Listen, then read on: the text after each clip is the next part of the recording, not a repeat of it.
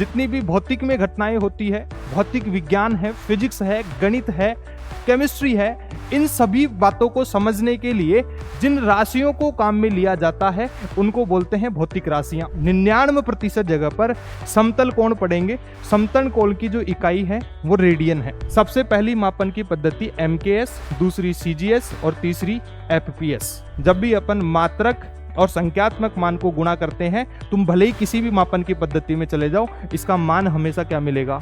नियत मिलेगा, कांस्टेंट मिलेगा। हेलो मेरे फ्यूचर डॉक्टर्स, क्या हालचाल? उम्मीद करता हूं कि तुमने पहले 2 चैप्टरों के माइंड मैप, सभी सूत्र, जितने भी हमारे गणित काम आती है और हमारे जो सदिश के फॉर्मूले हैं, सदिश के कॉन्सेप्ट हैं, वो बहुत अच्छे से याद कर लिए होंगे। और आज हम तुम्हारे लिए एक नया चैप्टर लेके आए हैं जिसका नाम है इकाई तथा मापन। इसमें हम किसी भी भौतिक राशि के बारे में पढ़ेंगे कि उसके मात्रक क्या हो सकते हैं, उसकी विमा क्या हो सकती है। क्योंकि बेटा ये जो चैप्टर है हमारे लिए आसान चैप्टर तो है ही, इसके साथ साथ यहां से 2 या 3 सवाल पूछने के चांसेस रहते हैं और बहुत ही आसान, बहुत ज्यादा आसान ये चैप्टर है हमारे लिए और यहां से नंबर लाना बहुत आसान है। तो आज हम वो सारी चीजें इस छोटे से लेक्चर में पढ़ेंगे जो तुम्हारे लिए बहुत इंपॉर्टेंट है। और बेटा जी मैं गारंटी के साथ कह सकता हूं, अगर तुमने इस छोटे से लेक्चर को भी बहुत अच्छे से देख लिया और बहुत अच्छे से रिवाइज कर लिया, इसके बाद पिछले सालों में पूछे हुए सवाल अगर लगा लिए हैं, तो गारंटी से कह सकता हूं तुम्हारा कोई सवाल गलत नहीं होगा रे बाबा। ठीक है, तो शुरुआत करते हैं आज के हमारे इस बहुत ही सुंदर से चैप्टर जो कि है इकाई तथा मापन। तो देखिए, हम समझते हैं भौतिक राशियों के बारे में। भौतिक राशियां क्या होती है, क्या नहीं होती है। देखिए, भौतिक राशियों की अगर अपन बात करें तो फिजिक्स को समझने के लिए हमारे पास में जितनी भी घटनाएं होती हैं, जितनी भी भौतिक में घटनाएं होती है, भौतिक विज्ञान है, फिजिक्स है, गणित है, केमिस्ट्री है, इन सभी बातों को समझने के लिए जिन राशियों को काम में लिया जाता है उनको बोलते हैं भौतिक राशियां। उनको क्या बोलते हैं? भौतिक राशियां। ये भौतिक राशियां बेटा जी 2 टाइप की होती है। सबसे पहले बात करते हैं मूलभूत भौतिक राशियां। इन मूलभूत भौतिक राशियों की बात करें तो ये वो राशियां होती है जो किसी राशि पर निर्भर नहीं करती है। ये अपने आप में स्वतंत्र होती है, इन पर किसी का प्रेशर दबाव नहीं चलेगा बाबा, ये अपने आप में स्वतंत्र है। और इसके अलावा दूसरी जो भौतिक राशियां होती हैं वो व्युत्पन्न भौतिक राशियां होती हैं। ये वो राशियां हैं जिनको हम डिफाइन करने के लिए भौतिक राशियों को पढ़ना पड़ेगा, क्योंकि ये कभी भी अकेले नहीं बता सकती अपना मान, इनको यहां से अपने को निकालना पड़ेगा। बात समझ में आती है? इसका मतलब ये व्युत्पन्न भौतिक राशियां हैं जिनको हम व्युत्पित करते हैं, डिराइव करते हैं, इनके डेरिवेशन होते हैं। और वो कहां से आते हैं? इन मूलभूत भौतिक राशियों से। मतलब ये व्युत्पन्न राशियां मूलभूत भौतिक राशियों पर निर्भर करती है। फिर मैं बात करूं कि मूलभूत भौतिक राशियां कितनी होती होगी सर, तो बाबा ये सिर्फ 7 होती है। हमारे सिलेबस में जितनी है वो 7 है। सबसे पहले नंबर पर आता है द्रव्यमान, दूसरे नंबर पर लंबाई, फिर समय, फिर तापमान, फिर विद्युत धारा, फिर पदार्थ की मात्रा, फिर ज्योति तीव्रता। ये हमारे पास में इस तरीके से 7 भौतिक राशियां हैं जो मूलभूत भौतिक राशियां होती है, जो किसी भी और राशि पर निर्भर नहीं करती है, अपने आप में बहुत स्वतंत्र होती है। अगर इनके मात्रकों की बात करूं, इनकी इकाई की बात करूं बेटा, तो द्रव्यमान की इकाई केजी होती है जिसको हम किलोग्राम लिखेंगे, लंबाई की मीटर होती है, समय का सेकंड होता है, तापमान का मापन हम केल्विन में करते हैं, विद्युत धारा का मापन हम एम्पियर में करते हैं, पदार्थ की मात्रा का मापन हम मोल में करते हैं, और ज्योति तीव्रता कैंडेला होती है बेटा जी। फिर बात करते हैं व्युत्पन्न भौतिक राशियां। ये वो भौतिक राशियां जो मूलभूत राशियों पर निर्भर करती है। कैसे बताइए बाबा? तो देखिए, चाल को देख लेते हैं। चाल पढ़ा होगा तुमने, जब हमने सरल रेखा पढ़ी थी तब हमने चाल के बारे में बहुत अच्छे से पढ़ाई करी थी कि चाल क्या होती है। चाल होती है दूरी बटा समय। मतलब अगर चाल को अगर अपने को पढ़ना है तो हमें दूरी और समय को पढ़ना पड़ेगा, इसका ज्ञान होना चाहिए। बिना इस ज्ञान के हमारा काम नहीं हो पाएगा। ये चाल नहीं पता कर पाएंगे, चाल नहीं पता कर पाओगे तो आगे नहीं चल पाएगा बाबा। तो तुम्हें दूरी और समय का पता होना चाहिए। मतलब दूरी एक लंबाई है, दूरी किसको दिखाता है? लंबाई को। और समय तो समय है। इसका मतलब चाल दो भौतिक राशियों पर निर्भर करती है, एक तो लंबाई और दूसरा समय। अगर लंबाई और समय नहीं पता होगी तो चाल नहीं पता चलेगी और हमारा काम नहीं चलेगा। दूसरा आयतन। आयतन की बात करें तो बेटा आयतन, फिर है त्वरण, फिर है बल। बल की बात करें, बल जिसको हम एफ से लिखते हैं, ये द्रव्यमान और त्वरण पर निर्भर करता है। किस किस पर? द्रव्यमान और त्वरण पर। और त्वरण की बात करें तो त्वरण खुद एक व्युत्पन्न भौतिक राशि है, खुद एक डिराइव्ड भौतिक राशि है, जो किस किस पर निर्भर करती है? अपन लिख देंगे, ये तो द्रव्यमान है और ये क्या हो गया बेटा, ये होता है मीटर पर सेकंड स्क्वायर। ये तो हो गया, जैसे मैं अगर इनके मात्रक लिखूं तो ये हो गया किलोग्राम, इसको लिख देते हैं मीटर पर सेकंड स्क्वायर। ये द्रव्यमान, लंबाई और समय पर निर्भर करता है। तीन भौतिक राशियां, द्रव्यमान, लंबाई और समय, इन तीनों को निर्भर करता है बल। इसलिए बल कैसी भौतिक राशि? व्युत्पन्न भौतिक राशि। इसके अलावा हमारे पास में तीसरी और भौतिक राशि है जिसको हम पूरक राशियों के नाम से जानते हैं। पूरक राशियों में हम कोण के बारे में पढ़ते हैं। कोण दो प्रकार के होते हैं, एक समतल कोण होता है और दूसरा ठोस कोण होता है। हम 99% जगह पर, 99% जगह पर समतल कोण पढ़ेंगे। समतल कोण की जो इकाई है वो रेडियन है। समतल कोण की इकाई क्या होगी? रेडियन होगी। ये रेडियन इसकी एसआई यूनिट है, ये इसका एसआई मात्रक है। कैसा मात्रक? एसआई मात्रक। इसके अलावा इसकी एक इकाई डिग्री भी होती है, इसकी एक इकाई डिग्री भी होती है बेटा जी। और ठोस कोण का जो मात्रक होता है वो होता है स्टेरेडियन। ठोस कोण का मात्रक क्या? स्टेरेडियन। क्लियर बात? फिर अपन आगे बात करें तो अब हम बात कर रहे थे कि भौतिक राशियां तो पढ़ चुके हैं। भौतिक राशियां तीन होती हैं, मूलभूत भौतिक राशियां, इसके बाद में व्युत्पन्न भौतिक राशियां, फिर आती है हमारे पास में पूरक भौतिक राशियां। अब भौतिक राशियों का मापन करना है तो किस तरीके से मापन कर सकते हैं? तो इनके मापन के लिए भी पद्धति बनाई गई, क्योंकि सभी लोग जब भौतिक राशियों के बारे में पढ़ा जा रहा था तो अलग अलग देश में अलग अलग तरीके के मात्रक काम में लिए जा रहे थे। जैसे कि मान लो कि हमने द्रव्यमान को किलोग्राम में लिखा, कोई दूसरा ग्राम में लिख रहा था। तो अब इनके बीच में संबंध भी बताए गए और पहले देखा गया कि कितने सिस्टम बनाए गए, कितने तरीके के मापन की पद्धतियां हैं। तो इनको मापन की पद्धतियों के बारे में हम बात करें तो हमारे लिए मुख्य रूप से तीन प्रकार के पद्धतियां होती है। सबसे पहली मापन की पद्धति एमकेएस, दूसरी सीजीएस और तीसरी एफपीएस। हमारे लिए तीनों इंपॉर्टेंट है। और इस एमकेएस पद्धति में एम का मतलब है मीटर, एम का मतलब मीटर, के का मतलब किलोग्राम, एस का मतलब सेकंड। मतलब एमकेएस पद्धति में लंबाई को हम मीटर में मापेंगे और द्रव्यमान को हम किलोग्राम में मापेंगे और समय को हम सेकंड में मापेंगे। सीजीएस में अगर बात करूं तो सी का मतलब सेंटीमीटर, जी का मतलब ग्राम, एस का मतलब सेकंड। मतलब सीजीएस में लंबाई जहां पर भी मिलेगी उसका मापन सेंटीमीटर में करेंगे, द्रव्यमान जहां भी मिलेगा उसका मापन ग्राम में करेंगे और समय जहां भी होगा उसका मापन सेकंड में कर देंगे। फिर बात करते हैं एफपीएस। एफ का मतलब है फुट, पी का मतलब है पाउंड, एस का मतलब है सेकंड। मतलब अगर लंबाई का मापन हम एफपीएस पद्धति से करें तो लंबाई को लिखेंगे फुट में, द्रव्यमान को लिखेंगे पाउंड में और समय को लिखेंगे सेकंड में। तो ये तीन मात्रक की पद्धतियां हैं जिनको अपन मापन में काम में लेते हैं। ठीक है, फिर बात करते हैं कि किसी भी भौतिक राशि का ढांचा क्या हो सकता है, उसका स्वरूप क्या हो सकता है। जैसे कि मान लो मैं एक उदाहरण लेता हूं, एक उदाहरण लेते हैं हमने एक उदाहरण लिया कि मान लो कि हमने मार्केट से कुछ भी खरीदा, मान लो कि हमने शुगर खरीदी, चीनी खरीद ली है। ठीक है, हम मार्केट गए और हमने बोला कि भैया हमें शुगर दे दीजिए, चीनी दे दीजिए। तो बोलेगा कितनी चीनी चाहिए, कितनी शुगर चाहिए? तो हम बोलेंगे कि भैया हमें 2 केजी चीनी चाहिए। तो ये 2 केजी हमने बोला है, ये एक शुगर है। शुगर को मापने का तरीका क्या था? शुगर का अपन द्रव्यमान में मापन करते हैं और द्रव्यमान को मापने के लिए किस तरीके से बोलना पड़ेगा? हमें 2 केजी। यहां पर कभी भी अपन ऐसे नहीं बोलेंगे कि भैया हमें 2 शुगर दे दीजिए, भैया हमें 3 शुगर दे दीजिए।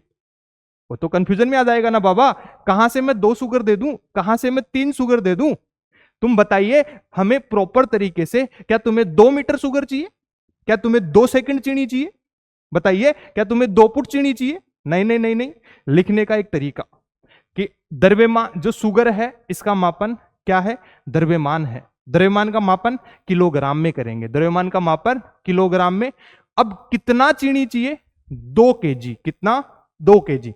तो 2 तो आ चुका है हमारे पास में, इसका न्यूमेरिकल वैल्यू, संख्यात्मक मान। न्यूमेरिकल वैल्यू मतलब संख्यात्मक मान, और किलोग्राम है यूनिट, जिसको हम मात्रक कहते हैं। तो किसी भी भौतिक राशि का जो ढांचा होता है वो कुछ इस तरीके का होता है, एन यू। क्यू बराबर क्वांटिटी, फिजिकल क्वांटिटी।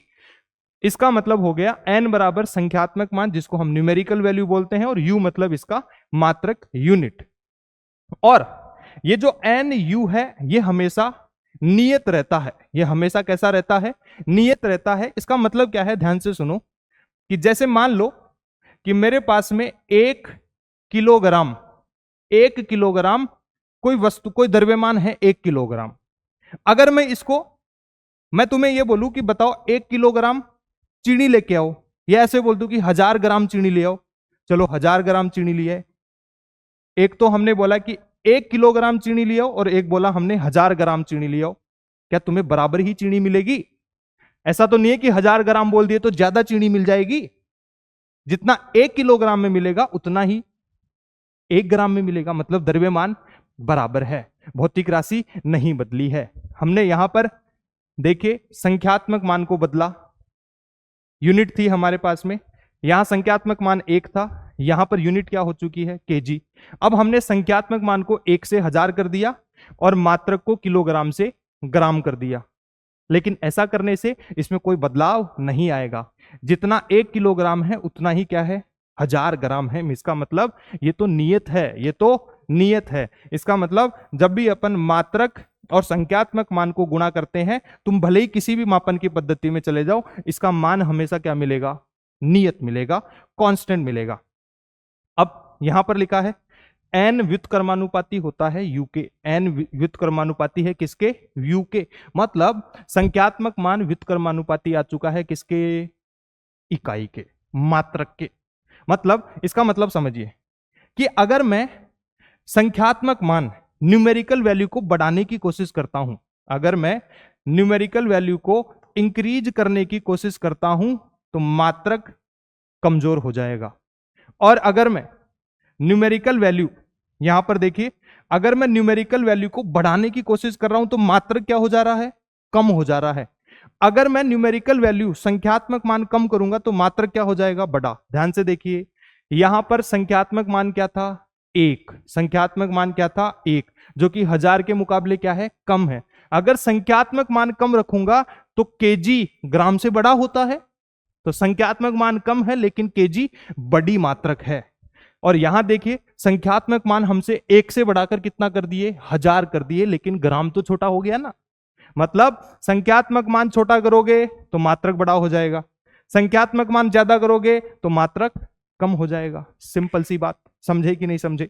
तो इधर देखिए बाबा, अब यहां से देखें तो एन यू कॉन्स्टेंट का मतलब N1U1 बराबर N2U2, कि जितना पहले था उतना ही बाद में है। जितनी चीनी पहले थी 1 किलोग्राम होने पर, 1000 ग्राम पर भी तो उतनी ही रहेगी। इसका मतलब N1U1 बराबर N2U2, प्रारंभिक बराबर अंतिम। मात्रक बदलने से द्रव्यमान थोड़ी ना बदल जाएगा। 1 किलोग्राम से 1000 ग्राम बोल दिया तो चीनी तो उतनी मिलेगी ना बेटा। ऐसा थोड़ी ना है कि तुम्हें ज्यादा चीनी मिल जाएगी, ऐसा नहीं होता है। प्रारंभिक बराबर अंतिम। अब ग्राफ आ चुका है, बहुत महत्वपूर्ण है, पूछा जाता है कि ये अपने को दिया गया है यूनिट और ये है एन, दोनों कैसे हैं? व्युत्क्रमानुपाती है, तो हमारे पास में अति परवलय बनेगा, यहां पर भी अति परवलय बन जाएगा। लेकिन एन यू तो नियत है, यहां पर भी एन यू क्या है? नियत है। तुम कुछ भी बदल लो, इनसे कोई फर्क ही नहीं पड़ता। एन यू क्या है? नियत। नियत का ग्राफ क्या बनता है? एक्स अक्ष के समांतर। बहुत बढ़िया, आगे चलते हैं। यहां पर हमें दिया गया है अब विमीय सूत्र। विमीय सूत्र की अगर मैं बात करूं बेटा जी, तो जैसे द्रव्यमान है, द्रव्यमान को हम मास से लिखते हैं। द्रव्यमान को अंग्रेजी में क्या बोलते हैं? मास बोलते हैं। तो इसका पहला जो लेटर है ये m है और द्रव्यमान के ऊपर घात, अगर एक द्रव्यमान है तो घात 1, लंबाई पर l, समय को लिखेंगे t से, विद्युत धारा को a से, तापमान को थीटा से, पदार्थ की मात्रा को मोल से और ज्योति तीव्रता को कैंडेला cd से। ये पता होना चाहिए। ये हमारे पास में मूलभूत भौतिक राशियों के विमीय सूत्र है कि द्रव्यमान का m1, लंबाई का l1, समय का t1, विद्युत धारा का a1, तापमान का θ1, पदार्थ की मात्रा का मोल और ज्योति तीव्रता कैंडेला। अब बात करते हैं यहां पर वेग कि कैसे मैं व्युत्पन्न भौतिक राशियों का डिराइव्ड फिजिकल क्वांटिटीज के लिए मात्रक और अपन बात करें मात्रक और विमीय सूत्र लिखेंगे, क्योंकि मात्रक और विमीय सूत्र लिखना हमारे लिए बहुत जरूरी है। मात्रक और विमीय सूत्र नहीं लिखना आता है तो ऐसे समझ लो सवाल गलत हो जाएगा हमारा, क्योंकि हम पढ़ेंगे जब तरलों के बारे में, तरलों के यांत्रिक गुणधर्म पढ़ेंगे, जब अपन थर्मोडायनेमिक्स पढ़ेंगे, वहां पर समस्या हो जाएगी।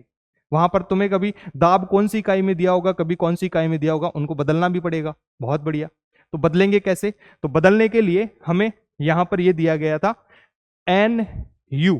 क्या होता है? ये नियत होता है, ये सीखेंगे, लास्ट में एक सवाल करेंगे। खैर यहां पर सीखिए अब वेग, इसका मात्रक और विमा कैसे लिखेंगे। मैं सबसे पहले इसका मात्रक लिखता हूं। विस्थापन है, विस्थापन एक लंबाई को दिखाता है। विस्थापन किसको दर्शाता है? लंबाई को दर्शाता है। तो लंबाई, विस्थापन किसको दर्शाता है? लंबाई को। लंबाई को किससे लिखते हैं? L1 से। लंबाई को किससे लिखेंगे? L1 से। ध्यान से देखिएगा, यहां से आ जाएगा हमारे पास में बेटा जी, लंबाई को लिखेंगे L1 से और समय को किससे लिखेंगे? देखिए T1 से। तो L1 T1, ठीक है। और ये आ चुका है मेरे पास में L1 और T-1। ये तो आ गया है विमीय सूत्र। अगर जो मैं इसका मात्रक लिखूं तो विस्थापन को लंबाई, लंबाई को किस में लिखते हैं? मीटर, और समय को किस में लिखते हैं? सेकंड में। तो ये आ गया है मीटर प्रति सेकंड। ये तो हो गया मात्रक और ये हो गया है विमीय सूत्र। बहुत बढ़िया। त्वरण की बात करें, वेग बटा समय। अब वेग की बात करें तो वेग का जो मात्रक है वो है मीटर प्रति सेकंड और समय का क्या होता है? सेकंड। इस सेकंड को ये नीचे आके क्या हो जाएगा? मीटर पर सेकंड स्क्वायर। बहुत बढ़िया। अगर इसका विमीय सूत्र लिखूंगा तो देखिए बहुत आसान है, बहुत आसान है हमारे लिए। ध्यान से सुनिएगा, मैं इसको मिटा देता हूं एक बार, हमारे लिए ये अभी कोई काम का नहीं है। इसको अपन अगले स्लाइड में कर लेते हैं। तो इसमें देखिए, यहां से अगर मैं देखें तो देखिए, एक मिनट, यहां से हम देखते हैं बेटा जी, इसका कलर बदल देता हूं मैं, तो देखिए क्या हो जाएगा। ध्यान से देखिएगा, देखिए देखिए देखिए, एक मिनट, इसका कलर बदल लेते हैं बेटा जी। ये लो, अब अपन इसमें इसका खेला करते हैं। क्या खेला होगा इसका? ध्यान से देखिएगा। देखिए बेटा, ये हो गया था हमारे पास में वेग। त्वरण का हो गया था वेग बटा समय। वेग को लिखते हैं मीटर प्रति सेकंड में, फिर समय को लिखा सेकंड से। तो मीटर बटा सेकंड, ये सेकंड से गुणा होके मीटर बटा सेकंड स्क्वायर। मीटर को लिखते हैं अपन किससे? मीटर क्या है? लंबाई। मीटर क्या है? लंबाई। लंबाई को किससे लिखते हैं? L1।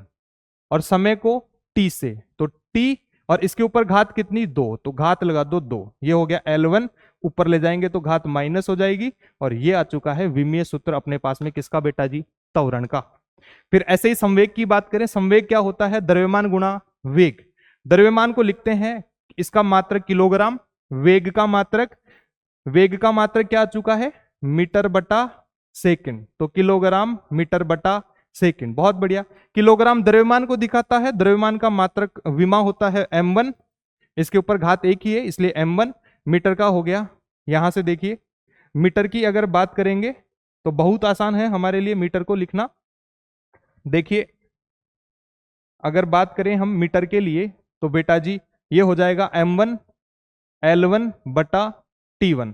तो यहां से आगे देखें, ये आ गया M1 L1 और इसको ऊपर लेके चले जाएंगे तो T-1। ठीक है, इसकी विमा हमारे पास में मिट चुकी है तो इसको देख लेते हैं हम। ये आ जाएगा हमारे पास में, मीटर को लिखा L1 से और ये हो गया T2, तो ये आ जाएगा L1 T-2। ठीक है। अब बल की बात करें तो बल की मात्रक लिखेंगे तो बल का द्रव्यमान को लिखते हैं किलोग्राम में। त्वरण का क्या चुका है हमारे पास में? देखिए, त्वरण का मीटर बटा सेकंड स्क्वायर। तो ये आ गया kg मीटर बटा सेकंड स्क्वायर। क्लियर बात? इसका अगर मात्रक की बात करें, खैर हम इसको न्यूटन बोल देते हैं, लेकिन अब अपन इसके विमा की बात करें तो द्रव्यमान को लिखेंगे m1 से। और ये आ चुका है हमारे पास में दूरी। दूरी को किससे लिखते हैं अपन, ध्यान से देखिएगा, दूरी को लिखते हैं l से। तो L1 और समय को लिखेंगे t से, ऊपर ले आएंगे तो t-2, m1 L1 t-2। ऐसे ही ऊर्जा और आवेश है, ये तुम खुद से कीजिएगा बेटा जी, ये तुम्हारे लिए होमवर्क रहेगा, आसान है, इसी तरीके से कीजिएगा। अब आगे अगर अपन चलें तो अब आ चुकी है कि कौन कौन सी वो भौतिक राशियां हैं जिनके पास में कोई विमा नहीं होती है। तो हम बात करते हैं विमाहीन भौतिक राशियां। विमाहीन भौतिक राशियों की बात करें तो सबसे पहले आता है हमारे पास में कोण, कोणीय विस्थापन, त्रिकोणमितीय फलन, सापेक्ष घनत्व और log x ex। त्रिकोणमितीय फलन में हमारे पास में sine theta, cos theta, sec theta, tan theta, cosec theta, ये सारे जो त्रिकोणमितीय फलन हैं ये कैसे होते हैं, विमाहीन होते हैं। ये कैसे होते हैं, विमाहीन होते हैं। क्लियर बात। तो कोण क्यों विमाहीन होता है, क्योंकि कोण की अगर बात करें, थीटा बराबर होता है चाप की लंबाई, चाप की लंबाई बटा यहां से त्रिज्या, चाप की लंबाई बटा त्रिज्या, ये होता है हमारे पास में कोण, जिसको हमने बेसिक मैथ्स में पढ़ा था। अब क्या चाप की लंबाई, थीटा की बात करें तो लंबाई को हम लिखते हैं मीटर से, और त्रिज्या को भी किससे लिखते हैं, मीटर से। मीटर से मीटर कट गया तो बेटा एक बचा। और नियतांक की कोई विमा नहीं होती है, गणितीय नियतांकों की कोई विमा नहीं होती है, इसलिए कोण की कोई विमा नहीं होती है बेटा जी। तो ये वो सभी भौतिक राशियां हैं जिनकी कोई विमा नहीं होती है। कोण, कोणीय विस्थापन, त्रिकोणमितीय फलन, सापेक्ष घनत्व, log x ex, इन सभी की कोई विमा नहीं होती है, ये विमाहीन होते हैं। क्लियर। फिर बात करते हैं विमीय विश्लेषण के अनुप्रयोग। हम विमीय विश्लेषण को कहां कहां काम में ले सकते हैं। तो सबसे पहले आता है कि अगर हमारे पास में किसी सूत्र में एक नियतांक आ जाए, जैसे ये हमारे पास में गुरुत्वीय बल है, गुरुत्वाकर्षण बल है Gm1 m2 बटा r स्क्वायर, यहां पर एक नियतांक आया है गुरुत्वीय त्वरण, सॉरी गुरुत्वीय नियतांक आया है, इसका अपन देखते हैं कि इसकी विमा क्या होगी। और ये बहुत फेमस है बेटा, ये बहुत ही फेमस है रे बाबा, ये हमको याद करने का है, पूछा गया है, बार बार पूछा जाता है। तो अपन इस G की विमा निकालते हैं। तो सबसे पहले क्या करो, इस G को एक तरफ बुला लो, इसको इधर ले जाएंगे तो F r स्क्वायर बटा दोनों द्रव्यमान यहां ले आओ m1 m2, बहुत बढ़िया।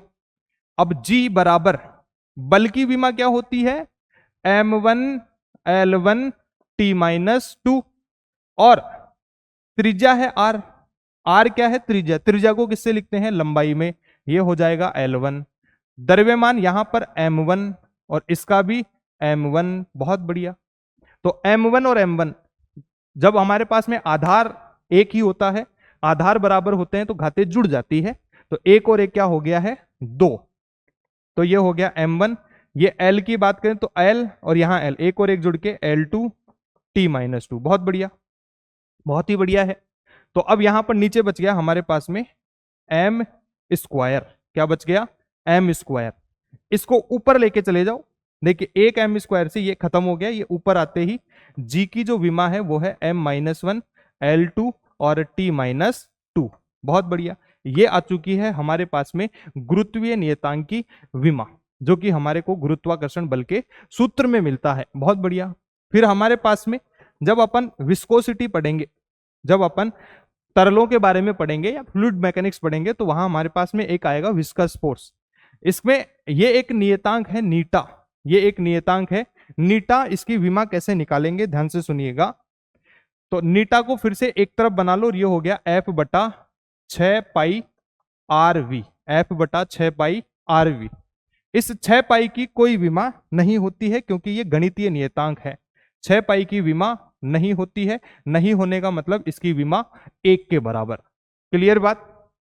तो यहां से लिखेंगे बल का क्या हो जाएगा, m1 L1 t-2, बहुत बढ़िया।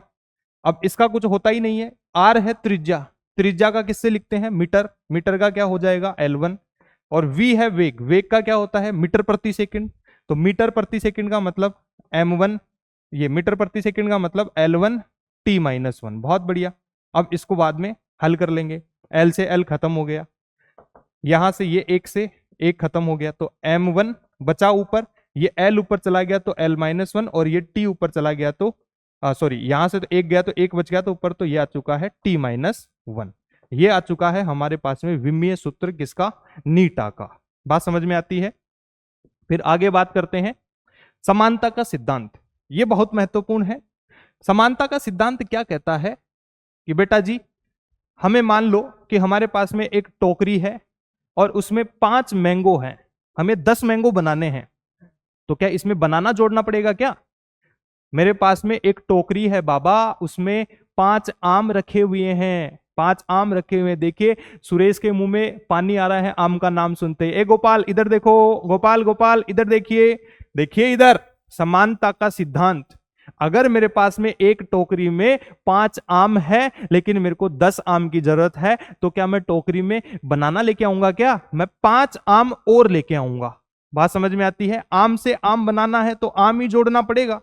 समानता का सिद्धांत भी यही बात बोलता है कि सब कुछ एक जैसा होना चाहिए। सब कुछ क्या होना चाहिए? एक जैसा। हम एक समान राशियों को ही जोड़ या घटा सकते हैं, एक समान राशियों को ही जोड़ सकते हैं और एक समान राशियों को ही घटा सकते हैं।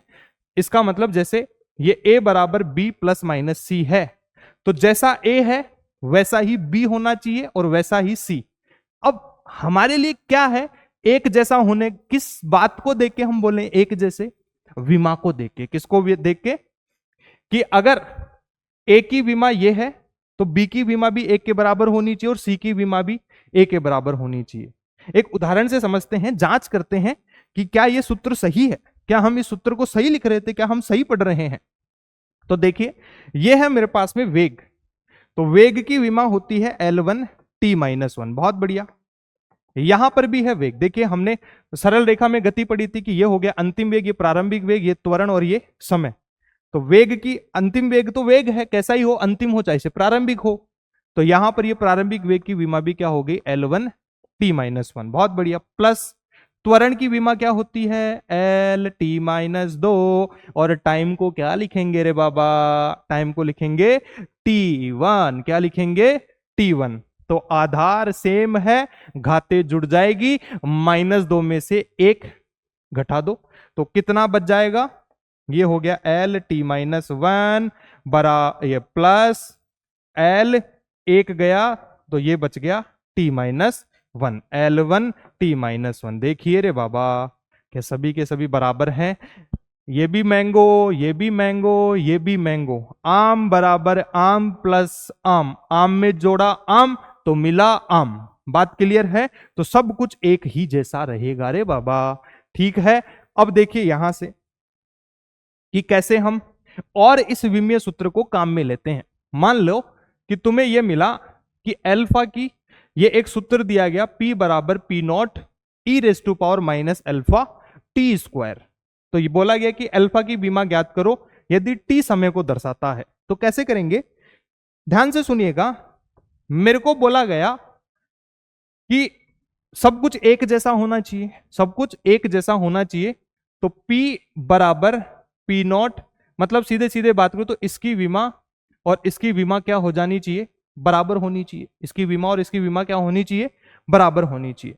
लेकिन मेरे को तो पता है कि ये जो e⁻⁻α t² है, ये तो कैसा होता है? विमाहीन होता है। ये कैसा होता है? विमाहीन। अब इसको विमाहीन कौन बनाएगा? ये अल्फा t²। विमाहीन कौन बनाएगा? Alpha t²। और विमाहीन राशियों का जो विमीय सूत्र होता है वो 1 के बराबर होता है। किसके बराबर? 1 के बराबर। तो यहां से देखिए अल्फा बराबर आ चुका है 1/t², जिसको ऊपर लेके आ जाऊंगा तो t⁻⁻2। और t क्या है? समय। तो अल्फा की जो विमा है प्यारे बच्चों ये हो जाएगी t घात कितनी? -2। ये आ गया रे बाबा। हमें तो बड़ा ही आसान लगा, ये तो इसमें तो ज्यादा कुछ करना ही नहीं था। बेटा जी आसान है, आसान है। अरे तू एक बार खुद पर विश्वास करके तो देख, सारी चीजें आसान लगेगी। सारी चीजें बहुत आसान है, बहुत ही ज्यादा आसान है। कुछ ज्यादा रॉकेट साइंस नहीं है, ये सिर्फ तेरे दिमाग का फर्क है कि तू दिमाग में सोच के रखा है कि गलत है, मेरे से तो नहीं होगा, मेरे से तो नहीं होगा। बेटा तू ही तो करेगा। अरे तू नहीं करेगा तो फिर कौन करेगा? बताइए, है कोई जवाब इस बात का कि तू नहीं करेगा तो फिर कौन करेगा? अरे है कोई इधर? मैं नहीं तो कौन बे?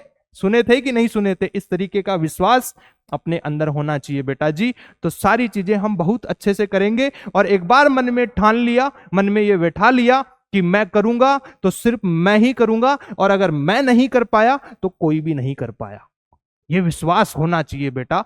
तो देखिए आसान है, देखिए आगे बात करते हैं। अगला जो सूत्र आया है वो है y बराबर a sine B X plus C cos D T, और पूछा गया कि विमाए b और विमा d का अनुपात बताना है। तो सबसे पहले b की विमा और d की विमा ज्ञात करते हैं। तो समानता का सिद्धांत क्या कहता है कि y की विमा, देखिए ये तो विमाहीन है, ये भी क्या है? विमाहीन है। तो अब जब ये विमाहीन है तो y की विमा किसके बराबर होनी चाहिए? a के बराबर। और y की विमा किसके बराबर होनी चाहिए? c के बराबर। बात क्लियर है? तो a और c की विमा तो बराबर है, लेकिन मेरे को तो पूछा गया b और d की विमाओं का अनुपात। अब साइन bx को विमाहीन कौन बनाएगा? साइन bx को विमाहीन कौन बनाएगा?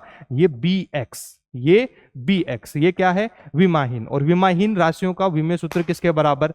1 के बराबर। तो यहां से b बराबर 1/x, और ये x यहां पर है लंबाई। x क्या है? लंबाई। तो b की विमा जो हो जाएगी बेटा जी, इस x को ऊपर ले गए, x की घात -1, x को लिखते हैं लंबाई को l से और इसकी घात -1, ये आ गया है b की विमा। ऐसे ही cos dt, इसको विमाहीन कौन बनाएगा?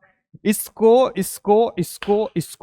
विमाहीन बनाएगा ये dt। इसको विमाहीन कौन बनाएगा? ये dt। तो यहां से dt बराबर, इसकी राशि विमाहीन है, 1 के बराबर कर दिए, तो d बराबर आ गया 1/t, बराबर आ गया t की घात -1।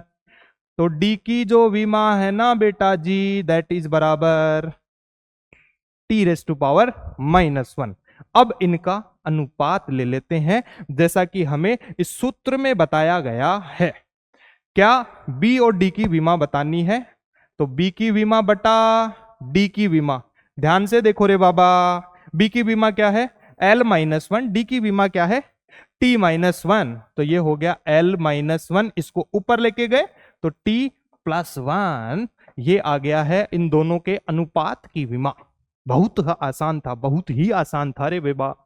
सुनिए आगे अगर अपन बात करें तो अब आ चुका है भौतिक राशियों के बीच संबंध कैसे निकालेंगे। विमेय विश्लेषण का तीसरा जो अनुप्रयोग है वो है भौतिक राशियों के बीच संबंध को विस्थापित करना। देखिए एक सवाल से समझते हैं हम इसको, बहुत ही खूबसूरत सवाल है, और एक सवाल से हमें सारी चीजें इसमें क्लियर हो जाएगी, इस बात की गारंटी है। जुड़िए मेरे पास, ध्यान से सुनिए। देखो बच्चों, इधर देखो।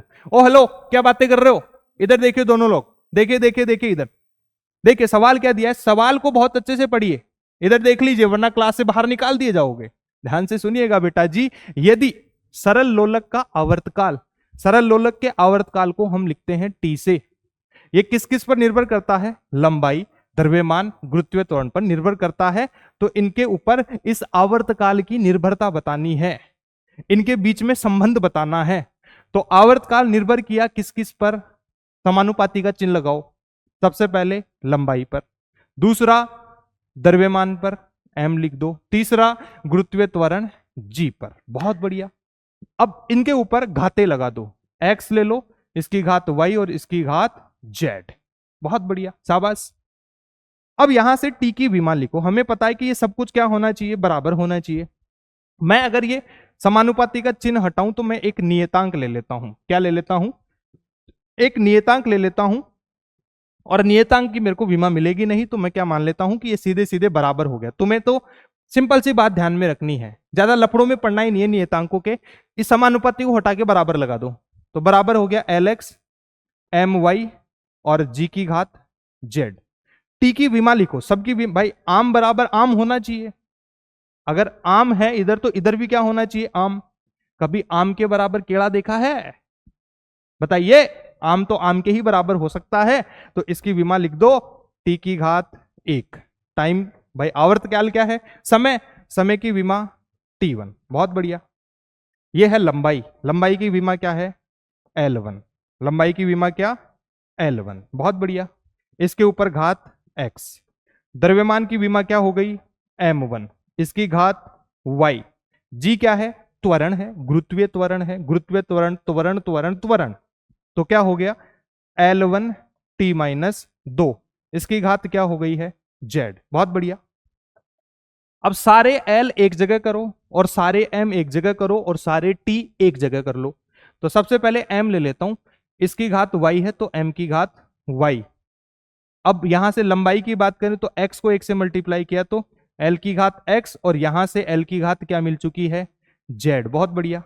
अब यहां आ जाओ, T और कहीं जगह दिख नहीं रहा तो T की घात माइनस 2 गुणा z। बहुत बढ़िया। और ये हो गया T1। इसको मैं लिख देता हूं m0 L0 T-1, क्योंकि इधर मेरे को द्रव्यमान और लंबाई नहीं दिख रहा है, इधर मेरे को द्रव्यमान और लंबाई नहीं दिख रहा है, तो घात 0 ले लो, कोई फर्क नहीं पड़ता है। अब यहां से अगर देखें तो ये हो गया m की घात y, L की घात x प्लस z और T की घात माइनस 2z। बहुत बढ़िया। m0 L0 और T की घात 1।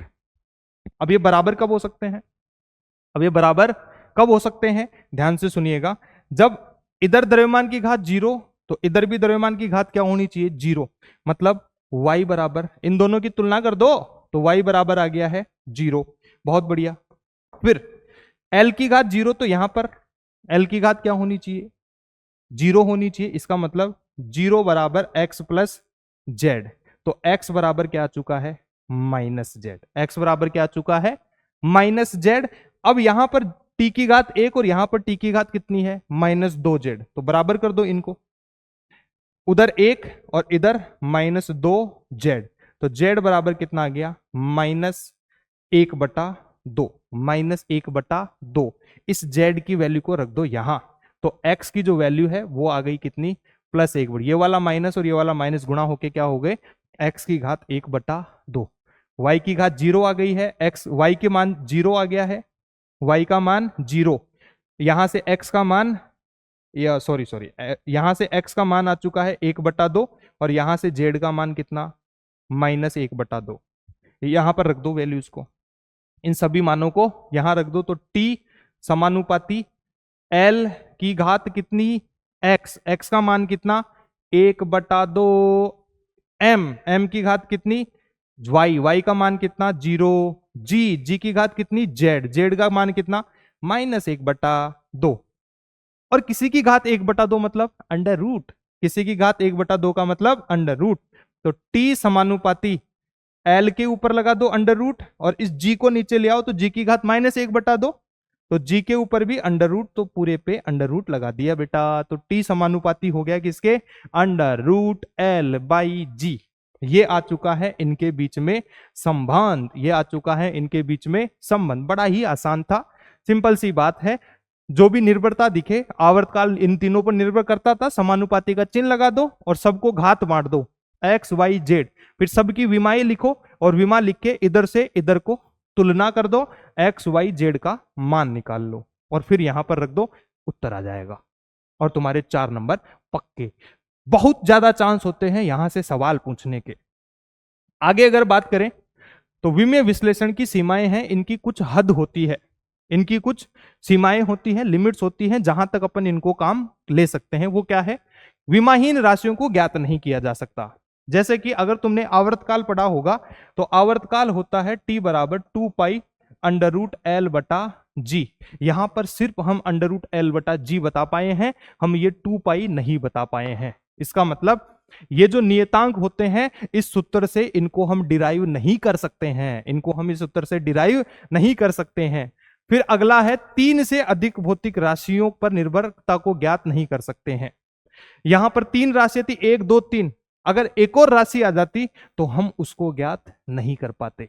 हम 3 से ज्यादा भौतिक राशियों पर निर्भरता को ज्ञात नहीं कर सकते हैं। यदि सूत्र में 1 से अधिक भौतिक राशियों को जोड़ा या घटाया गया है तो इनको भी ज्ञात नहीं कर सकते हैं। यदि कोई सूत्र ऐसा दिया गया है, देखिए ये कोई सूत्र दिया गया हमें इस तरीके का कि जिसमें भौतिक राशियों को जोड़ा या घटाया गया हो, तो ऐसे सूत्रों को हम ज्ञात नहीं कर सकते क्योंकि हम ये प्लस का चिन्ह नहीं बता पाएंगे। बात समझ में आती है? तो इसको हम विमीय विश्लेषण द्वारा ज्ञात नहीं कर सकते, इनके बीच में संबंध विस्थापित नहीं कर सकते। तो ये सीमाएं हैं, ये हमें पता होनी चाहिए। आगे अगर मैं बात करूं तो सिंपल सी बात है, हमारे पास में फिजिक्स में तो जरूरी है ही है, इसके साथ के साथ ये केमिस्ट्री में भी बहुत जरूरी है बेटा जी। फिजिक्स में तो जरूरी है, इसके साथ साथ ये केमिस्ट्री में भी बहुत जरूरी है, इसके साथ साथ ये केमिस्ट्री में भी बहुत ही जरूरी है। तो सार्थक अंक क्या होते हैं, ध्यान से सुनिएगा कि अगर मेरे को कहीं पर अशून्य अंक दिया गया है तो सभी अशून्य अंक सार्थक होते हैं। सभी अशून्य अंक क्या होते हैं, सार्थक होते हैं। जैसे कि ये 24 दिया गया है, इसमें मेरे पास में सार्थक अंक को लिखते हैं हम अंग्रेजी में क्या, सिग्निफिकेंट नंबर। सार्थक अंक को क्या लिखेंगे, सिग्निफिकेंट नंबर। इन सिग्निफिकेंट नंबरों की अगर मैं बात करूं तो यहां पर अशून्य अंक 2 और 4 दोनों अशून्य, तो इसमें है 2 सिग्निफिकेंट फिगर।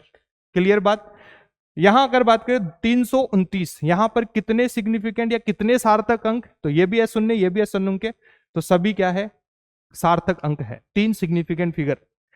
फिर अगर मेरे को अशून्य अंक दिया गया है, मान लो अशून्य अंक दे दिया गया, और अगर वो 2 अशून्य, ये देखिए 2 अशून्य अंकों की बात करते हैं कि 2 अशून्य अंकों के बीच में अगर कोई जीरो आ गया, अगर मान लो कि 2 अशून्य अंकों के जाल में फंस गया, 2 अशून्य अंकों के जाल में फंस गया कोई जीरो, तो वो सार्थक होता है। वो क्या होता है, सार्थक होता है। तो 2 अशून्य अंकों के बीच में अस्तित्व सभी शून्य सार्थक होते हैं। जैसे 2001 की बात करें तो ये एक अशून्य है, ये भी क्या है, अशून्य, तो ये दोनों तो होंगे ही होंगे, और इनके बीच में जितने भी जीरो हैं वो सारे ही कैसे हैं, सार्थक हैं। तो 1 2 3 4, 4 सिग्निफिकेंट फिगर, यहां 1 2 3 4 5 6, कितने हैं, 6 सिग्निफिकेंट फिगर। बात समझ में आती है? फिर दशमलव के बाद वाले सभी शून्य सार्थक होते हैं। दशमलव के बाद में कितने ही जीरो हो, वो भले ही अशून्य अंकों के बीच में हो या ना हो, तो वो कैसे होते हैं, सारे सार्थक होते हैं। जैसे 1 2 3, ये तो अशून्य थे, इनको तो होना ही था, लेकिन ये वाला जीरो है, ये दशमलव के बाद है, तो इसको भी हम गिन लेंगे, इसकी भी गणना करेंगे, काउंट करेंगे। तो इसमें कुल 4 सिग्निफिकेंट फिगर हैं। एग्जाम्पल के तौर पर बात करें तो देखिए यहां पर ये जो जीरो हैं, ये ना तो 2 अशून्य अंकों के बीच में है और ना ही दशमलव के बाद है, तो इसको हम काउंट नहीं करेंगे। तो 1 2 3, इसमें 3, इसमें 1 2 3 4 और 5 दशमलव के बाद के हैं, और ये जीरो बीच में फंसा हुआ है, तो ये आ चुका है 5। इसमें ये जो घातें होती हैं इनको हम सार्थक अंक नहीं मानेंगे, तो 1 2 3, यहां पर 3, और यहां पर दशमलव के बाद में कितने हैं, 1 और 2, तो और ये अशून्य है, तो टोटल 4। ये हो गए सार्थक अंकों की कहानी।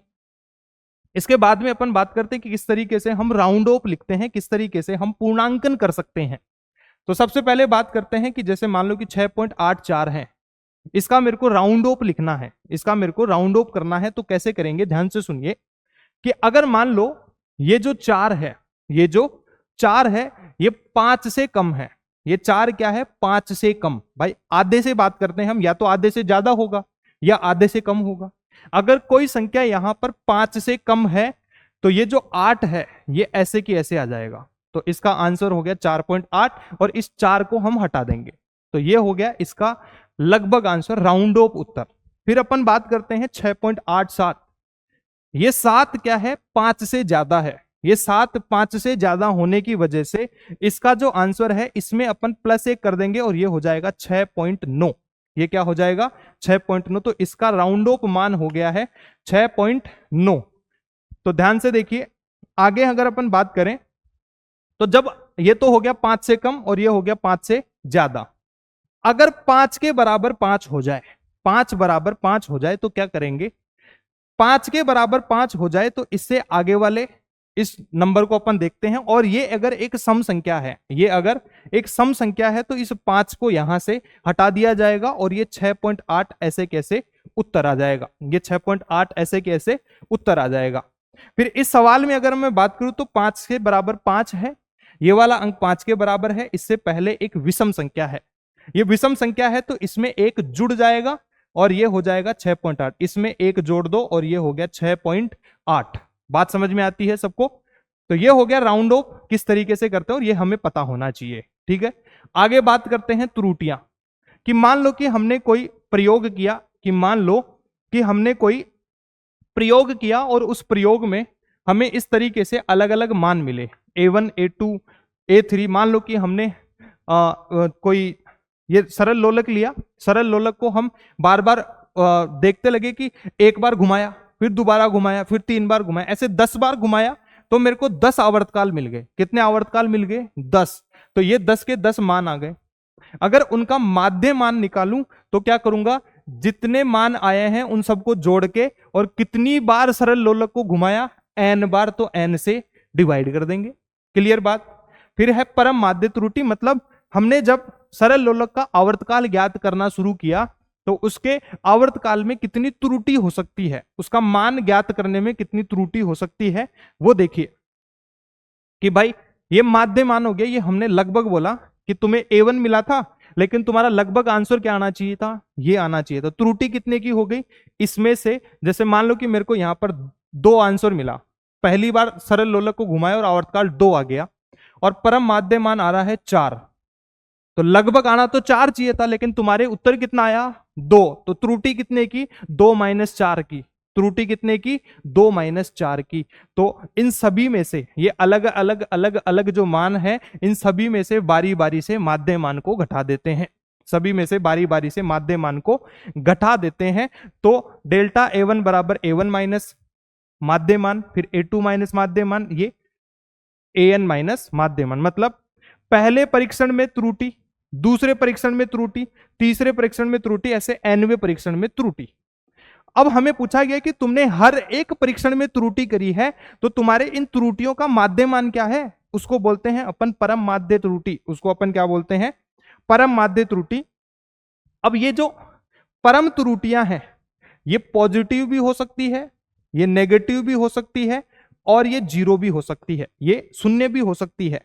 तो हमें तो परम माध्य मान त्रुटि निकालना है कि ये उच्चतम होना चाहिए, हमें त्रुटि उच्चतम निकालनी होती है। तो सभी को मोड में बंद कर दिया, मतलब हम सभी को धनात्मक लेंगे।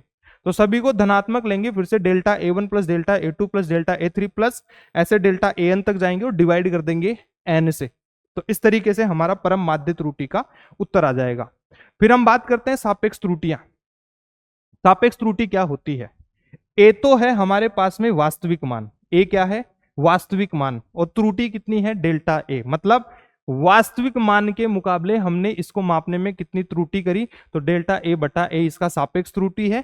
इसको 100 से गुणा कर देंगे तो ये आ जाएगा प्रतिशत त्रुटि। फिर आगे बात करता हूं मैं त्रुटियों के संयोजन का संचरण। कि अगर मान लो कि 2 या 2 से अधिक राशियां जोड़ी गई हैं या घटाई गई हैं, तो x बराबर a प्लस बी। मान लो कि ये जो a है ये हमें दिया गया a plus minus delta A और b plus minus delta B. ये तो a का वास्तविक मान है और ये a के वास्तविक मान को मापने में हुई त्रुटि है। तो त्रुटि ये जो x है, अगर इन दोनों को जोड़ दिया जाए तो जोड़ने पर कितनी त्रुटि होगी, तो इन दोनों की त्रुटियों को जोड़ देते हैं। ये भले ही प्लस हो चाहे से माइनस हो, हमें क्या करना है? जोड़ना ही जोड़ना है। हमें क्या करना है? जोड़ना ही जोड़ना है। दोनों त्रुटियों को जोड़ देंगे। फिर हम बात करते हैं सापेक्ष त्रुटि। तो डेल्टा एक्स ये आ गई है, एक्स के मापन में त्रुटि डेल्टा एक्स, दोनों की त्रुटियों को जोड़ने के बाद तो डेल्टा एक्स बटा इसका जो परम मान है, या अपन बात करें वास्तविक मान, वो इन दोनों को जोड़ दो a प्लस बी को। बात क्लियर है? तो ये आ गया है। मान लो कि हम घटा भी रहे हैं तो ये तो a प्लस माइनस बी आ जाएगा, लेकिन ये हमेशा प्लस ही आएगा। तो ये अपने को इस तरीके से इनकी सापेक्ष त्रुटि निकालेंगे। फिर बात कर रहे हैं गुणनफल तथा भाग में त्रुटि। तो x, जैसे ये 2 राशियां थी हमारे पास में, इनको गुणा करना है तो x बराबर a गुणा b। तो अगर वास्तविक मान निकालना है तो वास्तविक मानों को तो गुणा कर दिया, और त्रुटियां अगर निकालनी है तो इस तरीके से हम अपनी त्रुटियां निकालेंगे कि ये त्रुटियां दे रखी है। तो डेल्टा एक्स बटा एक्स बराबर ए के मापन में त्रुटि बटा ए का वास्तविक मान प्लस बी के मापन में त्रुटि बटा बी का वास्तविक मान। और प्रतिशत निकालेंगे तो क्या कर देंगे? 100 से गुणा कर देंगे, तो ये होगी प्रतिशत त्रुटि। अगर घात में दिया हुआ हो तो क्या हो जाएगा? x बराबर ए की घात m बटा b की घात n। तो जैसे यहां पर था, भाग में हो चाहे से गुणा में हो, हमेशा अपन प्लस में ही लेके आएंगे। तो इनको भी अपन सेम वही करेंगे। डेल्टा एक्स बटा एक्स बराबर, ये घात आगे आ जाएगी m और डेल्टा a बटा a, और घात आगे आ जाएगी n और डेल्टा b बटा b। सवाल पूछा जा सकता है कि मान लो कि एक भौतिक राशि है a, x बराबर a गुणा b, या ऐसे मान लो कि x बराबर a की घात अल्फा, या ऐसे ले लेते हैं a स्क्वायर और b क्यूब, और बोला गया कि a के मापन में जो प्रतिशत त्रुटि है, a के मापन में जो प्रतिशत त्रुटि हमें दी गई है वो कितनी दी गई, मान लो कि 2%, और b के मापन में प्रतिशत त्रुटि हमें दी गई है कितनी, 3%। तो बोला गया x के मापन में प्रतिशत त्रुटि कितनी होगी, तो x के मापन में प्रतिशत त्रुटि डेल्टा x बटा x हमें पता है, घात आगे आ जाएगी, और ये हो गया डेल्टा a बटा a प्लस 3 की आगे आ गया, और ये डेल्टा b बटा b। और अगर प्रतिशत निकालना है तो क्या कर देंगे, 100 से गुणा। तो यहां पर हो गया डेल्टा x बटा x, ये 100 गुणा हो गया इसमें अंदर, तो 100 बराबर 2 गुना डेल्टा a बटा a Guna 100 plus 3 delta b बटा b गुना 100। बात समझ में आती है। अब ये कितना दिया हमें, 2, तो 2 गुना 2 प्लस 3, ये कितना दिया है 3, तो 2 दूने 4, 3 तिये 9 बराबर 13%। इसका मापन करेंगे तो इसके मापन में जो त्रुटि हमें मिलेगी वो 13% मिलेगी। बात समझ में आती है। ऐसा सवाल भी पूछा गया है बेटा जी, हमें पता होना चाहिए। इसके बाद में अपन बात करते हैं कि अल्पतमांक। अल्पतमांक मतलब लीस्ट काउंट, अल्पतमांक का मतलब है लीस्ट काउंट। तो अपन अल्पतमांक की बात कर रहे हैं कि किसी राशि का वह छोटे से छोटा मान, किसी राशि का वह छोटे से छोटा मान जिसको हम शुद्धता से माप सकते हैं, जिसका हम शुद्धता से मापन कर सकते हैं। बहुत बढ़िया। जैसे कि मान लो कि हमारे पास में घड़ी है। अब घड़ी में हम कम से कम बिना गलती के कितना समय माप सकते हैं, घड़ी में हम बिना गलती के कम से कम कितना समय का मापन कर सकते हैं। क्या कभी तुम 1 सेकंड से कम समय माप सकते हो क्या? नहीं माप सकते। घड़ी में सिर्फ 1 सेकंड दिखाई देती है। इसका मतलब घड़ी का जो अल्पतमांक है, जो लीस्ट काउंट है, वो 1 सेकंड है, जिसको हम बिना गलती के मापन कर सकते हैं। वो छोटे से, इसके अलावा तो हम 2 सेकंड, 2 घंटे, 3 घंटे कितना ही मापन कर लो, लेकिन कम से कम 1 सेकंड ही माप सकते हैं, क्योंकि घड़ी पर हमें 0.1 सेकंड थोड़ी ना लिखा हुआ होता है, सीधे 1 सेकंड दिखाई देता है। क्लियर बात। तो घड़ी का जो अपन अल्पतमांक की बात कर रहे हैं वो 1 सेकंड है। ऐसे ही मुख्य पैमाने की बात करें, जो तुम स्केल काम में लेते हो, वो उसका जो अल्पतमांक है वो 1 mm, मतलब अपन 0.1 सेंटीमीटर अपने पास में इस तरीके से 1 2 3 4 5 6 7 8 9 10, ये 0 से 1 सेंटीमीटर की बात कर रहे हैं। इस तरीके से लिखा होता है। तो 1 2 3 4, ये 5वें नंबर का डंडा है अपने पास यहां। तो कम से कम हम ये माप सकते हैं बिना गलती के, इससे कम हम मापन कर ही नहीं सकते हैं। तो ये कितना होता है, 0.1 सेंटीमीटर, जो कि कितने के बराबर, 1 mm के बराबर। तो मुख्य पैमाने का अल्पतमांक कितना, 1 mm। ऐसे ही हमारे पास में 2 डिवाइस होती हैं जिनका अल्पतमांक होता है 0.1 mm और 0.01 mm। 0.01 mm, बात समझ में आती है, 0.01 mm। क्लियर बात। ये 2 हैं और तुम्हें ये बातें याद रखनी है, सवाल पूछा जा सकता है। बाकी ये कैसे आते हैं इसको अभी हम सीखते हैं। सबसे पहले हम ले लिए है वर्नियर कैलिपर। वर्नियर कैलिपर कुछ इस तरीके का दिखाई देता है बेटा जी, ये देखे हो कभी, दिखाए होंगे ना जब पढ़ा रहे हैं थे तब। देखिए, नहीं देखे तो अभी देख लीजिए, अभी बहुत सिंपल है, अपन करेंगे इसको। ये वर्नियर कैलिपर है, ये कुछ इस तरीके का दिखाई देता है। इस पर 2 तरीके के स्केल होते हैं। ये तो जो तुम रोज काम में लेते हो मुख्य स्केल, ये वो मुख्य स्केल है, और ये है वर्नियर स्केल। यहां पर देखिए, यहां पर भी एक स्केल दिया हुआ है, ये है वर्नियर स्केल। यहां पर भी कुछ रीडिंग होती है और यहां पर भी कुछ रीडिंग्स दी हुई होती है। क्लियर बात। तो अब यहां से अपन देखते हैं कि इसका, भाई यहां पर मान लो कि ये पेन है, इसका मेरे को व्यास मापना है। हम इससे क्या करते हैं, वर्नियर कैलिपर से हम या तो व्यास माप सकते हैं, किसी वस्तु का मोटाई माप सकते हैं, किसी वस्तु की मोटाई माप सकते हैं, या कभी अपन गहराई भी माप सकते हैं। अपन गहराई का भी इससे मापन कर सकते हैं। क्लियर बात। तो अगर मेरे को इस पेन का व्यास मापना है तो इसको फंसा दूंगा इसमें, तो फिर यहां पर मेरे को कुछ रीडिंग्स दिखाई देगी, उसके बेसिस पे अपन बोल देंगे कि कितना इसका डायमीटर हो सकता है। अब समझते हैं कि हमारे कैसे कैलकुलेट करेंगे। जैसे मान लो कि ये हमारे पास में आ चुका है वर्नियर, ये आ चुका है वर्नियर पैमाना, ये है वर्नियर पैमाना। इसमें अगर देखोगे बेटा जी तो हमारे पास में दो तरीके के स्केल हैं। ये तो है मुख्य पैमाना, इसको अपन बोलते हैं मेन स्केल, इसको अपन क्या बोल देंगे, मेन स्केल। मुख्य पैमाना है, इसको क्या बोल देंगे, मुख्य पैमाना, जिसको अंग्रेजी में बोलते हैं मेन स्केल। और ये है इसका एक भाग, ये है इसका एक भाग। बात क्लियर है?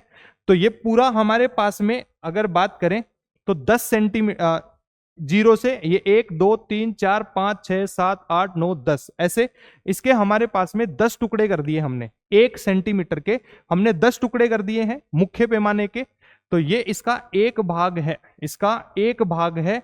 तो एक मेन स्केल डिवीजन यहां लिख देता हूं, एक मेन स्केल डिवीजन, एक मेन स्केल डिवीजन हमारे पास में 1/, इस सेंटीमीटर 10, 1 सेंटीमीटर के 10वें भाग के बराबर है, 1 सेंटीमीटर के 10वें भाग के बराबर है।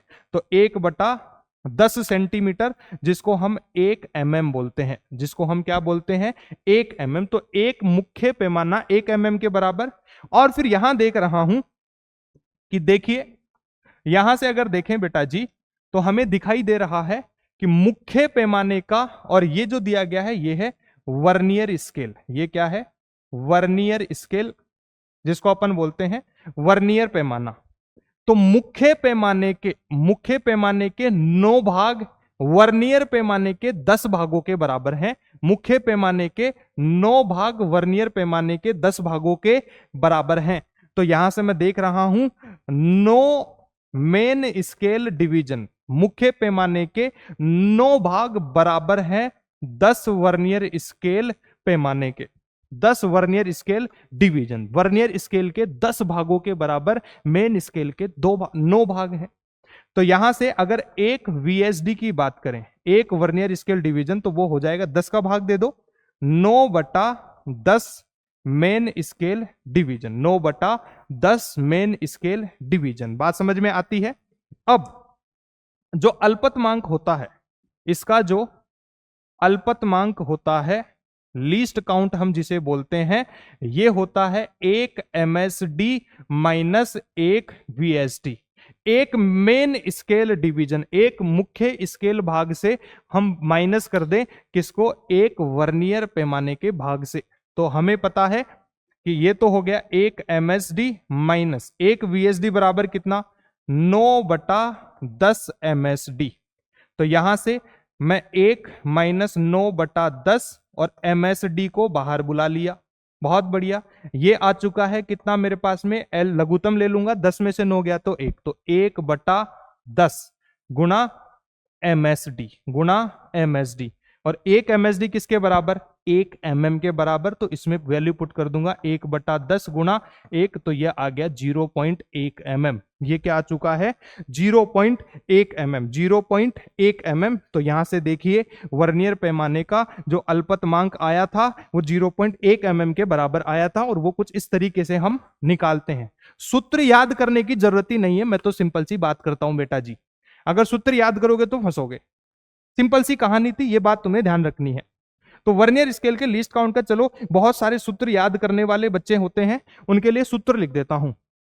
यहां पर देखिए, मान लो कि मेरे पास में ये एक मेन स्केल डिवीजन बराबर होता A के, और इसके यहां पर मुख्य स्केल के m भाग वर्नियर स्केल के n भागों के साथ बराबर होते। तो देखिए यहां से मेरे को मिलता, ये तो क्या आ चुका है मेरे पास में, इसी सूत्र को बनाता हूं मैं, 1 MSD, देखिए 1 माइनस यहां से एक मेन स्केल डिवीजन किसके बराबर था, 1 mm के बराबर, और मैंने यहां किसको बोल दिया, A के बराबर। तो यहां लिख दो A। और 9 क्या था, 9 था यहां पर मुख्य स्केल का भाग, 9 क्या था, मुख्य स्केल का भाग। तो मुख्य स्केल के भाग को M बोल दिया, और 10 क्या था, वर्नियर स्केल का भाग। तो यहां बोल दो N। ये बात अगर ध्यान रख लोगे तो तुम्हारा कल्याण हो जाएगा, तुम्हारा कल्याण हो जाएगा।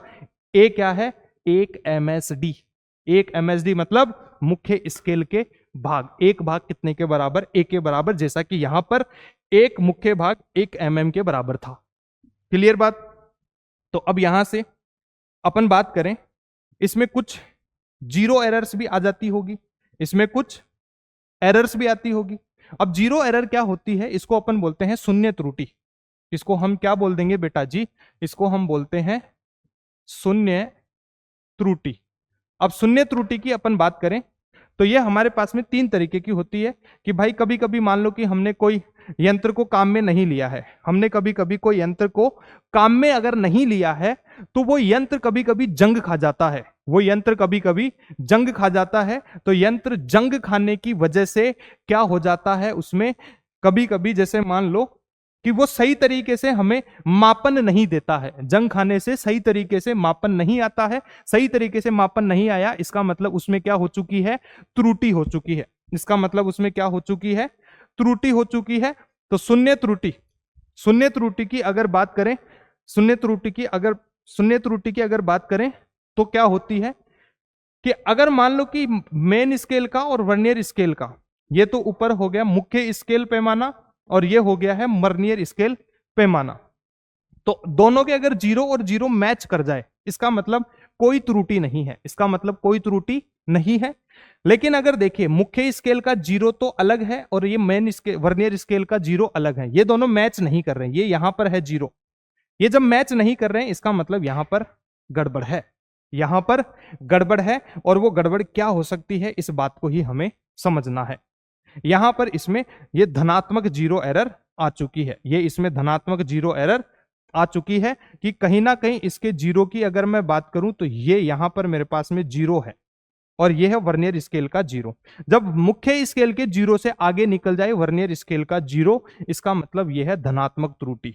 ये क्या है, धनात्मक त्रुटि, धनात्मक शून्य त्रुटि, धनात्मक शून्य त्रुटि। ये कब होगा, जब वर्नियर स्केल का जीरो मुख्य स्केल से आगे निकल जाए, मुख्य स्केल के जीरो से आगे निकल जाए तो धनात्मक शून्य त्रुटि। और ये जो ऋणात्मक है, ये जो हमारे पास में ऋणात्मक है, ऋणात्मक जिसको हम बोल दिए हैं ऋणात्मक शून्य त्रुटि, ऋणात्मक शून्य त्रुटि। बात समझ में आती है। इस ऋणात्मक शून्य त्रुटि की हम बात करें, अगर मुख्य स्केल का जीरो वर्नियर स्केल के जीरो, ये मुख्य स्केल का जीरो आगे और वर्नियर स्केल का जीरो क्या रह गया, पीछे रह गया, यहां आगे निकल गया था और यहां क्या रह गया है, पीछे। तो अगर ऐसा हो जाए तो ये होती है ऋणात्मक शून्य त्रुटि। ये क्या होती है, ऋणात्मक शून्य त्रुटि। तो अब यहां से अगर मैं ध्यान दूं तो मेरे को अंतिम उत्तर कैसे लिखना रहेगा, अंतिम उत्तर की बात करें, अंतिम पाठ्यांक, अंतिम पाठ्यांक, अंतिम पाठ्यांक के लिए हम सबसे पहले मुख्य स्केल पर देखेंगे कि मुख्य स्केल पर रीडिंग कितनी आ रही है, मुख्य स्केल पर कितने रीडिंग्स आते हैं, कितना पाठ्यांक आ रहा है। ये आ गया मेन स्केल रीडिंग प्लस फिर वर्नियर स्केल पर रीडिंग और इनटू लीस्ट काउंट। ये आ चुकी है हमारे पास में अंतिम पाठ्यांक लिखने का सूत्र कि main scale reading plus vernier scale reading गुणा लीस्ट काउंट। और अगर शून्य त्रुटि है, और अगर शून्य त्रुटि है तो उसमें से अपन क्या कर देंगे, इस शून्य त्रुटि को माइनस भी करेंगे। इसको क्या करेंगे हम, शून्यांक त्रुटि, शून्य त्रुटि, इसको हम माइनस करते हैं। तो हमें पता होना चाहिए कि हम शून्यांक त्रुटि को हमेशा घटाने का काम करते हैं, शून्यांक त्रुटि को हमेशा ही घटाने का काम करते हैं। जैसे कि मान लो कि मेरे पास में ये एक स्केल दिया गया, ठीक है, 1 2 3 4 5 6 7, कुछ इस तरीके से मान लो कि मैंने 7 ही लिखे हैं। और ये मेरे पास में कुछ इस तरीके से मान लेता हूं कि वर्नियर स्केल है जिसमें 1 2 3 4 5 और ये 6। देखता हूं यहां से ये आ गया मेरे पास में, देखिए ये हो गया, मान लो कि ये हो गया 22 और ये हो गया है 23। तो वर्नियर स्केल का जो जीरो है, वर्नियर स्केल का जो जीरो है वो किसके बीच में आ रहा है, 22 और 23 के बीच में। तो मेन स्केल रीडिंग अपन ले लेंगे ये पीछे 22, ये ले लेंगे मेन स्केल रीडिंग। फिर अपन वर्नियर स्केल रीडिंग के लिए देखते हैं कि 1 2 3 4 और ये 5वें नंबर का जो भाग है ये पूरा पूरा, देखिए ये कोई भी इसके साथ मेल नहीं खा रहा है, लेकिन 1 2 3 4 5 ये 5वां भाग है, इसके साथ मेल खा गया है। तो वर्नियर स्केल की रीडिंग तो 5 और इसका लीस्ट काउंट 0.1 mm, इसका लीस्ट काउंट 0.1 mm। जैसे कि यहां अगर मैं बात करूं तो इसमें 1 2 3 4 5 और देखिए ये मेरे को 10वां डिवीजन बराबर मिल रहा था। तो ऐसे अपने को इसका मैच देखना है। फिर यहां पर भी अगर मैं बात करूं कि अगर ये मेल खा रहे होंगे तो ये देखिए इसका ये तीसरा जो डिवीजन है वर्नियर स्केल का, ये पूरा पूरा मेल खा गया है। तो यहां पर आ जाएंगे कि कितने भाग मेल खाए हैं, उसको गुणा कर दो लीस्ट काउंट से 0.1 mm से। तो यह आ चुका है हमारे पास में 0.5 mm। तो अंतिम उत्तर आ गया main scale reading 22 plus 0.2 sorry 0.5। तो ये आ चुका है 22.5 mm। अंतिम उत्तर कितना? 22.5 mm। क्लियर बात? आगे अपन बात करते हैं, आगे हम बात करते हैं स्क्रू गेज। ये स्क्रू गेज कुछ इस तरीके का दिखाई देता है। इसको पढ़ते हैं अपन सीधे सीधे। इसमें यहां पर वही, यहां पर डायमीटर, इसका व्यास, अगर मोटाई, ये सारी चीजें अगर अपने को ज्ञात करनी हो तो हम स्क्रू गेज को काम में लेंगे। और इस स्क्रू गेज की बात करें तो सबसे इंपॉर्टेंट है हमारे लिए चूड़ी अंतराल। इस चूड़ी अंतराल को समझना। देखिए यहां पर ये रेचेट दिया है, यहां पर कोई वस्तु फंसाएंगे तो इसको घुमाने लगते हैं। अगर ये देखिए यहां पर दो तरीके के पैमाने हैं, ये है वृत्तीय पैमाना और ये दिया गया है हमें मुख्य पैमाना। दो तरीके के पैमाने, ये वृत्तीय पैमाना और ये मुख्य स्केल पैमाना। ये वृत्तीय पैमाने वर्ताकार होता है और जनरली इसके ऊपर जो रीडिंग जो होती है उसको अपन बोलते हैं वृत्तीय भाग या वृत्तीय पैमाने के भाग। इसको बोलते हैं हम circular scale division, CSD। Generally हमें ये सर्कुलर स्केल डिवीजन 100 के बराबर मिलते हैं किसी वृत्तीय पैमाने पर। यहां पर जो रीडिंग लिखी हुई होगी वो 100 के बराबर होगी, तो सर्कुलर स्केल डिवीजन 100 के बराबर। और अब अपन पिच की बात करते हैं कि सर्कुलर स्केल को जब मुख्य पैमाने पर घुमाया जा रहा है तो ये कुछ इस तरीके से आगे चलेगा, इधर घुमाएंगे तो ये बाहर आ जाएगा। तो एक चक्कर में इसको एक बार घुमा दिया जाए तो ये सर्कुलर स्केल कितना चलता होगा, ये सर्कुलर स्केल इसके ऊपर कितना चलता है, उसी दूरी को हम बोलते हैं क्या? चूड़ी अंतराल। उसी को क्या बोलते हैं? चूड़ी अंतराल। या कह दो कि मुख्य स्केल वृत्तीय पैमाने पर द्वारा एक घूर्णन में तय की गई दूरी को अपन चूड़ी अंतराल बोलते हैं। फिर इसका लीस्ट काउंट किस तरीके से, इसका अल्पतमांक ज्ञात करेंगे। अल्पतमांक के लिए इसका पिच को डिवाइड करते हैं सर्कुलर स्केल डिवीजन से, कि एक चक्कर में तय की गई दूरी को भाग दे दो इसके सर्कुलर जो वृत्तीय स्केल है उसके कितने भाग हैं। तो जनरली हम कितना मान के चलते हैं? 100। और जनरली ये जो पिच है, सामान्यतया ये जो सर्कुलर स्केल है ये एक चक्कर में 1 mm के बराबर चलता है। एक चक्कर में कितने के बराबर? 1 mm के बराबर चलता है। क्लियर बात? तो अब यहां से मान लो कि रीडिंग अपन लीस्ट काउंट की बात करें तो लीस्ट काउंट हमारे पास में आ चुका है अल्पतमांक पिच। जनरली हमने पिच कितनी मानी? 1, और सर्कुलर स्केल डिवीजन कितने? 100। तो ये आ गया 0.01 mm, 0.01 mm। और अगर तुम्हें ध्यान है, तुम्हें याद है, तो हमने लिखा था यहां पर 0.01 mm, और ये हमने वहां से निकालना सीखा भी है। तो आगे अपन बात करें रीडिंग कैसे लिखेंगे? Main scale reading plus circular scale reading plus गुणा लीस्ट काउंट। कि मुख्य स्केल पर कितनी रीडिंग, ये मुख्य स्केल है, इस पर कितनी रीडिंग आ रही होगी। फिर सर्कुलर स्केल पर कितनी रीडिंग आ रही होगी, सर्कुलर स्केल की रीडिंग को लीस्ट काउंट से गुणा करते हैं। यहां पर इस चित्र में देख लेता हूं कि इस मुख्य स्केल पर जैसे मेरे को यहां पर 5 दिखाई दे रहा है, मेरे को इस मुख्य स्केल पर 5 दिखाई दे रहा है। यहां पर मैंने कोई वस्तु फंसाई इसमें और यहां पर मेरे को 5 दिखाई पड़ रहा है। जब 5 दिखाई पड़ रहा है इसका मतलब मुख्य स्केल की जो रीडिंग है वो है 5, और सर्कुलर स्केल की reading CSR, circular scale reading, वृत्तीय पैमाने पर जो पाठ्यांक है वो दिख रहा है मेरे को। यहां से ये जो लाइन जब मैच कर जाए ये दिख रहा है मेरे को 75।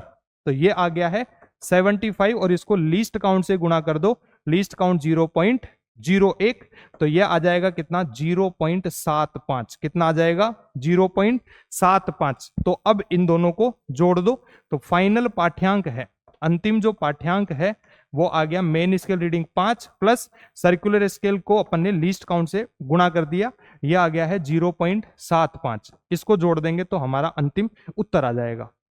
आगे अपन बात करते हैं, इसमें भी जीरो एरर हो सकती है, इसमें भी जीरो एरर हो सकती है। जब ये दोनों 0 मिल जाए, मुख्य स्केल का 0 और सर्कुलर स्केल का 0 मिल जाए, मतलब इसमें कोई शून्यांक त्रुटि नहीं है। इसका मतलब इस पर कोई शून्यांक त्रुटि नहीं है, इसका मतलब इस पर कोई शून्यांक त्रुटि नहीं है।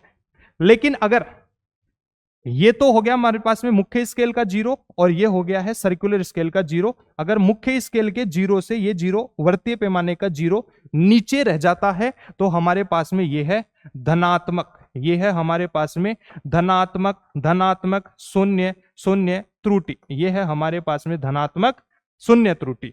फिर आगे है हमारे पास में, अगर ये तो हो गया मुख्य स्केल का 0 और ये देखिए वर्तीय पैमाने का 0, अगर ये 0 से थोड़ा ऊपर चला जाए ये है ऋणात्मक शून्य त्रुटि। ये क्या है? ऋणात्मक शून्य त्रुटि, ये है ऋणात्मक शून्य त्रुटि। और ये जो शून्यांक त्रुटियां हैं ये जनरली हमें सवाल में बताई जाती है, तुम्हें इसकी लोड लेने की जरूरत नहीं है।